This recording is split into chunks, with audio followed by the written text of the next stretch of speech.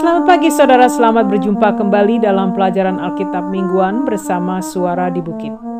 Saya berharap keadaan saudara dan keluarga baik, penuh dengan damai sejahtera Allah kita, Yesus Kristus.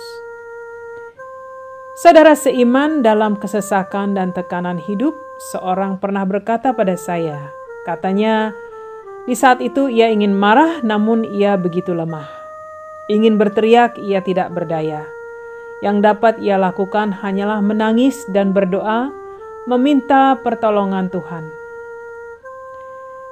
Ini merupakan tekanan mental yang sangat berat ia alami, saudara. Segala puji bagi Tuhan, sekarang ia telah membaik dan hidup penuh dengan rasa syukur akan pertolongan Tuhan bagi hidupnya. Banyak sekali orang di dunia ini yang telah mengalami hal yang sama, namun hanya pada Tuhan kita, Yesus Kristus, kita memohon pertolongan dan kekuatan dalam menghadapinya.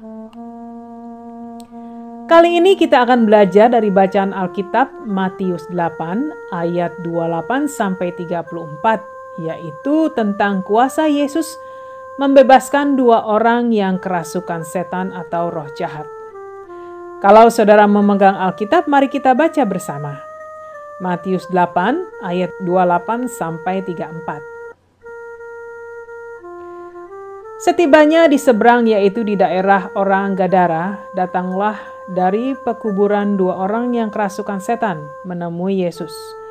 Mereka sangat berbahaya sehingga tidak seorang pun yang berani melalui jalan itu.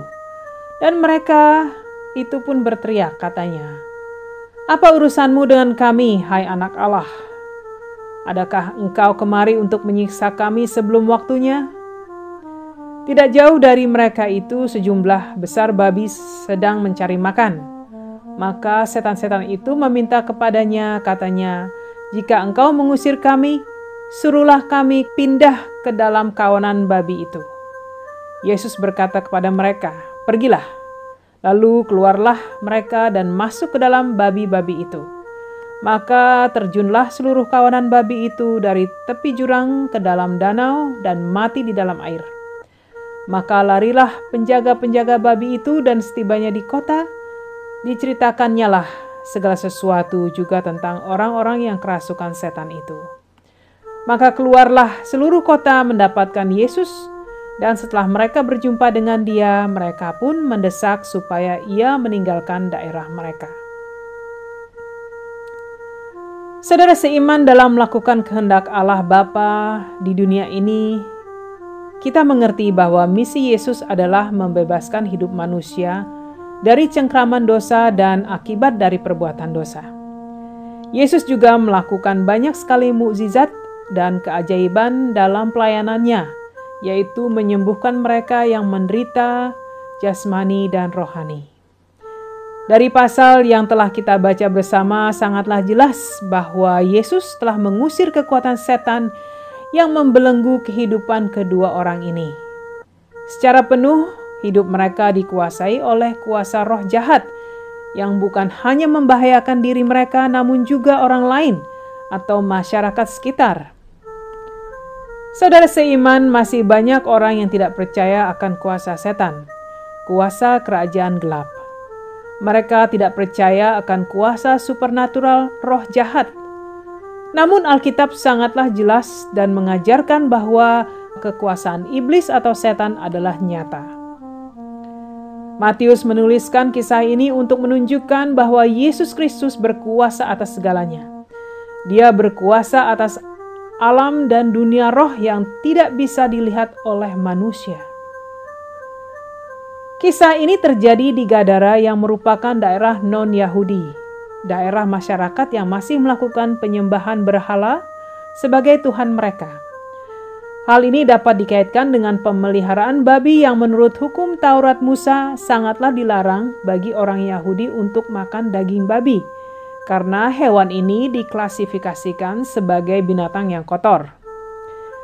Sangat mungkin bahwa kedua orang ini adalah bagian dari masyarakat itu juga.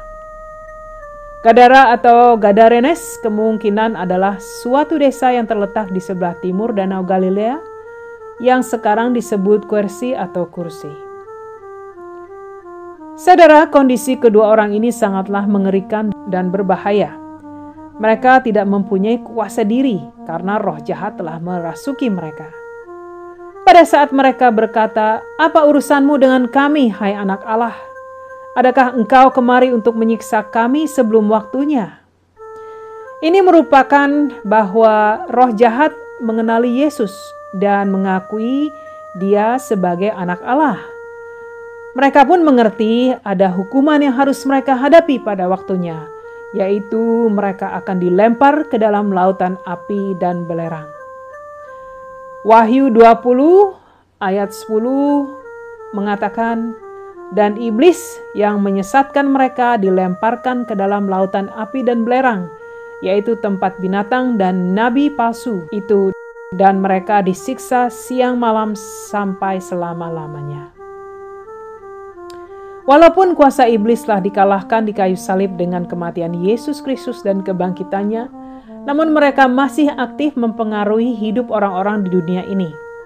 Dengan kuasa yang mereka miliki, sedapat mungkin mereka akan terus menyeret banyak orang untuk berdosa dan mendapatkan hukuman Allah. Iblis adalah penguasa dunia ini, saudara, yang menghasut dan menjerumuskan manusia untuk menentang Kristus dan gerejanya, yaitu orang-orang percaya. Iblis adalah juga malaikat-malaikat Allah yang telah jatuh karena tidak patuh pada Allah dan ingin memiliki kedudukan yang tinggi seperti Allah. Mereka akan dihakimi pada waktunya pada saat penghakiman terakhir. Yesaya 14 ayat 12-13 mengatakan, "Wah, engkau sudah jatuh dari langit, hai bintang timur putra fajar. Engkau sudah dipecahkan dan jatuh ke bumi, hai yang mengalahkan bangsa-bangsa. Engkau yang tadinya berkata dalam hatimu, aku hendak naik ke langit. Aku hendak mendirikan tahtaku, mengatasi bintang-bintang Allah, dan aku hendak duduk di atas bukit pertemuan jauh di sebelah utara." 2 Petrus 2 ayat 4 mengatakan, "Sebab jikalau Allah tidak menyayangkan malaikat-malaikat yang berbuat dosa, tetapi melemparkan mereka ke dalam neraka dan dengan demikian menyerahkannya ke dalam gua-gua yang gelap untuk menyimpan mereka sampai hari penghakiman." Misi utama Yesus Kristus yang datang ke dunia ini adalah untuk menyelamatkan manusia dari cengkraman kuasa kerajaan gelap atau kuasa setan, sehingga manusia dapat kembali pada Allah dan hidup untuk Dia. Saudara seiman, manusia tidak dapat mengalahkan kuasa iblis yang begitu kuat. Hanya Yesus Kristus yang dapat mematahkan kuasa mereka. Oleh karena itu, orang-orang percaya harus tetap berdoa dan mohon perlindungan atas kuasa setan yang diterapkan di dunia ini dengan berbagai macam cara. Melalui segala hasutan dan godaan yang dapat menjerumuskan hidup orang-orang beriman. Kita tidak dapat menggunakan kuasa pribadi, namun hanya dengan kuasa Yesus Kristus yang dapat menolong kita dari hal ini semua, saudara. Suatu pertanyaan, apakah orang Kristen dapat kerasukan setan?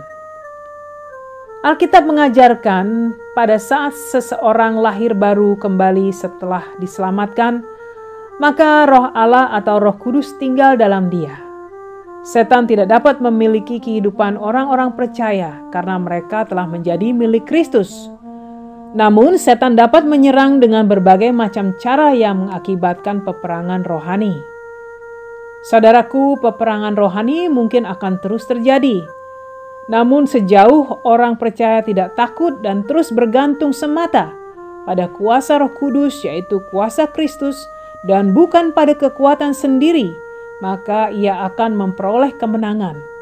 Karena Yesus Kristus telah mengalahkan kekuatan setan atau kekuatan iblis. Oleh karena itu, saudara seiman, kita harus terus isi pikiran dan hati kita dengan firman-firman kebenaran Allah, sehingga tidak jatuh oleh karena kebohongan, godaan, dan hasutan setan. Kenakan perlengkapan rohani sebagai senjata perlawanan. Efesus 6 ayat 10-11 mengatakan, akhirnya hendaklah kamu kuat di dalam Tuhan, di dalam kekuatan kuasa-Nya.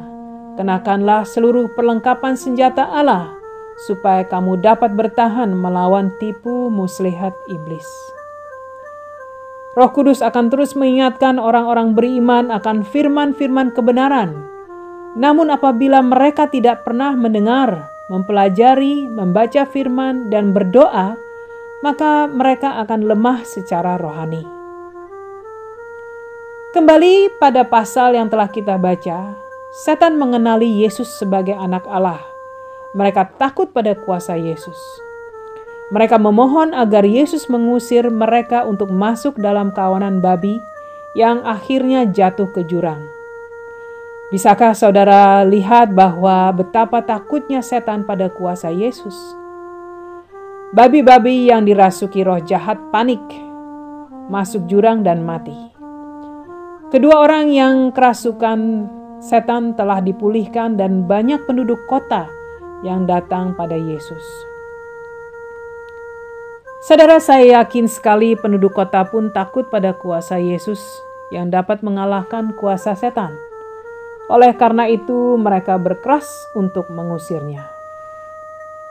Apa kiranya yang kita pelajari dari bacaan ini yang harus terus kita ingat, saudara? Yaitu Yesus memiliki kuasa atas segalanya dan kita sebagai orang-orang percaya adalah milik-Nya. Hanya Dialah yang dapat memerdekakan hidup manusia dari cengkraman roh jahat. Kita harus terus mempelajari firman-firman kebenaran dan tidak mencobai diri akan kekuatan iman. Namun jauhkan diri dari hal-hal yang dapat menjatuhkan iman kita. Hidup terus bergantung pada kuasa Allah, patuh pada firman, dan hidup dalam kekudusan. Mari saudara, mari kita berdoa. Allah Bapa di sorga yang maha tinggi dan agung, terpujilah Engkau Bapa yang maha kasih dan maha pengampun. Kami mengucap syukur atas segala kasih dan pengampunan-Mu Bapa. Ajari kami Bapa untuk tetap berpegang kuat pada kuasa Roh Kudus, untuk tidak memandang remeh segala kuasa iblis yang ingin menghancurkan kehidupan orang-orang percaya. Ajari kami Roh Kudus untuk terus berdoa dan bergantung pada jalan dan kuasa-Mu, sehingga kami dapat terus hidup dalam kemenangan rohani. Di dalam nama Yesus Kristus Tuhan kami yang kami cintai, kami berdoa. Amin. Amin saudara, terima kasih telah mendengarkan. Dan apabila ada dari saudara yang perlu bantuan doa, saudara bisa hubungi tim doa kami melalui email yang tercantum pada video ini. Tuhan berkati dan sampai berjumpa kembali minggu depan.